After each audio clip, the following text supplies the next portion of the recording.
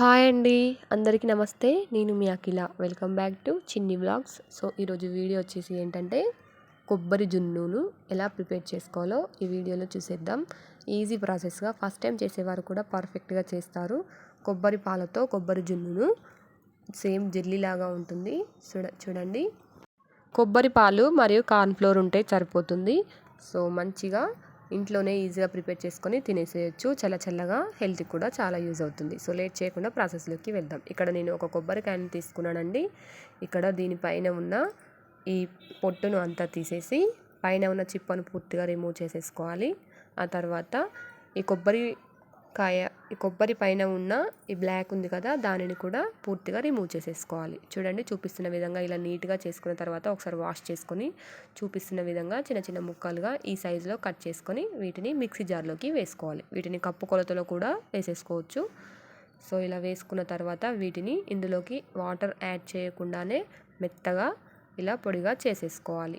ఇప్పుడు ఇందులోకి 1 కప్ వరకు వాటర్ను యాడ్ చేసుకుంటున్నాను. వాటర్ను యాడ్ చేసుకొని మెత్తగా గ్రైండ్ చేసుకోవాలి. చూడండి, ఈ విధంగా గ్రైండ్ చేసుకోవాలి. ఇందులోకి మనకు ఈజీగా కొబ్బరి పాలు అనేవి ప్రిపేర్ అయినాయి కదా. చూడండి, స్పూన్తో మీకు ఒకసారి చూపిస్తున్నాను. చిక్కటి కొబ్బరి పాలు అయితే మనకు ఫస్ట్ టైం ప్రిపేర్ అయినాయి, అంటే 1 కప్తో. ఇప్పుడు వీటిని ఒక స్ట్రైనర్ తీసుకొని ఇలా వడగట్టుకోవాలి. అందులో ఉన్న కొబ్బరి పాలు అనేవి పూర్తిగా రిమూవ్ చేసేసుకోవచ్చు. చూడండి, ఒక స్పూన్తో ఇలా అదిమినట్టుగా అంటే అందులో నుండి స్ట్రైనర్లో నుండి పాలు అనేవి బయటికి వచ్చేస్తాయి. ఇక్కడ మీరు అబ్జర్వ్ చేయొచ్చు. పాలు అనేవి ఇప్పుడు మనం 1 కప్ వాటర్ని యాడ్ చేసుకున్నాం కాబట్టి 1 కప్ వరకు పాలు అనేవి మనకు వస్తాయి. ఇప్పుడు ఇందులో ఉన్న పిప్పిని మళ్ళీ ఒకసారి మిక్సీ జార్లోకి వేసుకొని మళ్ళీ 1 కప్ వరకు వాటర్ని యాడ్ చేసుకొని మళ్ళీ మిక్సీ పట్టుకోవాలి. వీలైనంత ఎక్కువసేపుగా గ్రైండ్ చేసేసుకోవాలి. ఇప్పుడు మళ్ళీ సేమ్ ప్రాసెస్. మళ్ళీ ఇలా వడగట్టుకొని ఇందులోని పాలను సపరేట్ చేసేసుకోవాలి. చూడండి, మనకు కొబ్బరి తురుము అనేది ప్రిపేర్ అయింది కదా. ఈ కొబ్బరి తురుమును వేస్ట్ చేయకుండా కూడా బిస్కెట్స్, కొబ్బరి లడ్డూలు లేదా పచ్చడి కూడా ప్రిపేర్ చేసేసుకోవచ్చు అండి కొబ్బరి తురుముతో. చూడండి, మనకు ఇక్కడ కావాల్సిన కొబ్బరి పాలు అనేవి ప్రిపేర్ అయినాయి కదా. ఇప్పుడు వీటిని ఒక ప్యాన్లోకి పోసుకుందాం. అందులో నుండి కొన్ని పాలను సపరేట్ చేసుకొని ఒక చిన్న బౌల్లోకి పోసుకోవాలి. ఇప్పుడు ఇందులోకి మనం ఒక 2.5 టేబుల్ స్పూన్స్ వరకు కార్న్ఫ్లోర్ను యాడ్ చేసుకుంటున్నానండి. ఇక్కడ కార్న్ఫ్లోర్ అనేది మెయిన్ ఇంగ్రీడియంట్. సో తప్పకుండా దీనిని యూజ్ చేసుకోవాలి.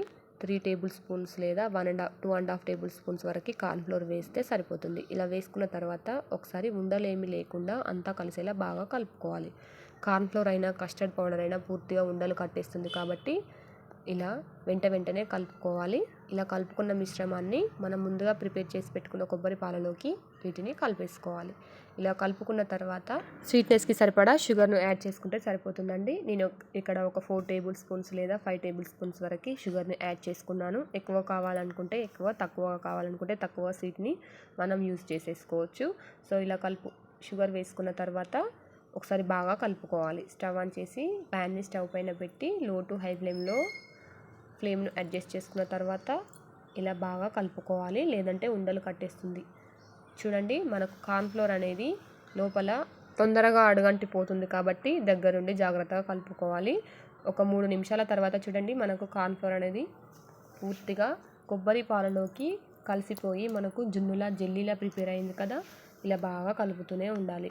ఈ ప్రాసెస్ మొత్తం స్టవ్ని లో ఫ్లేమ్లో అడ్జస్ట్ చేసుకొని దగ్గరుండి కలుపుకోవాలి. పూర్తిగా 5 నిమిషాల వరకు ఈజీగా పడుతుందండి. ఖచ్చితంగా 5 నిమిషాల వరకు దీనిని పూర్తిగా ఉడికించుకోవాలి.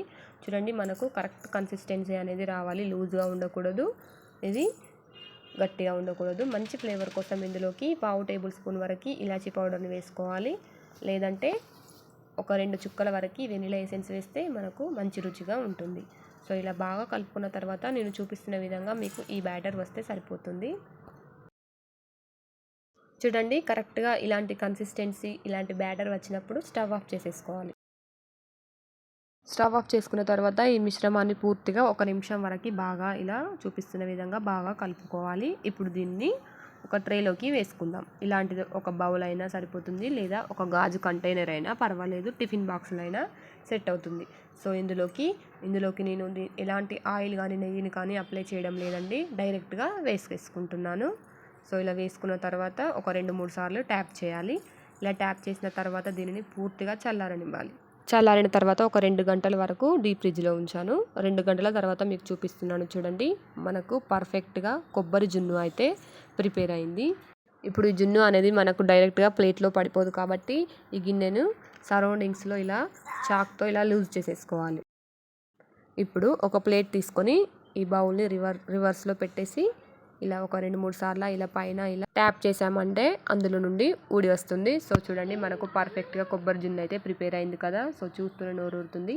ఈ విధంగా మనం ఇంట్లోనే చాలా ఈజీగా కొబ్బరి జున్ను అనేది ప్రిపేర్ చేసేసుకోవచ్చు. కొబ్బరి జున్ను అనేది జెల్లీలాగా ఇలా షేక్ అవుతుంది కదా, ఒకసారి మీరు ఇక్కడ అబ్జర్వ్ చేయొచ్చు. చూడండి జెల్లీలాగా మనకి ఇక్కడ షేక్ అవుతుంది. సో ఒకసారి దీనిని ఇప్పుడు కట్ చేసి చూపిస్తున్నాను చూడండి. చూస్తూనే నోరుతుంది కదా. సో మీరు కూడా ఒకసారి తప్పకుండా ఇలా ట్రై చేసి మీ ఫీడ్బ్యాక్ని నా కామెంట్లో చెప్పడం మర్చిపోవద్దు. ఇలా హెల్దీ వేలో ఇంట్లోనే చాలా ఈజీగా ప్రిపేర్ చేసుకునే కొబ్బరి జున్ను లేదా కొబ్బరి జెల్లీని ఇలా ప్రిపేర్ చేసుకోండి. మంచి టేస్టీగా ఉంది. సో ఈ వీడియో కనుక మీకు నచ్చినట్లయితే లైక్ చేసి మీ ఫ్రెండ్స్ అండ్ ఫ్యామిలీకి షేర్ చేయండి. మరిన్ని మంచి హెల్దీ డిఫరెంట్ రెసిపీస్ కోసం చిన్ని వ్లాగ్స్ ఛానల్ని సబ్స్క్రైబ్ చేయండి.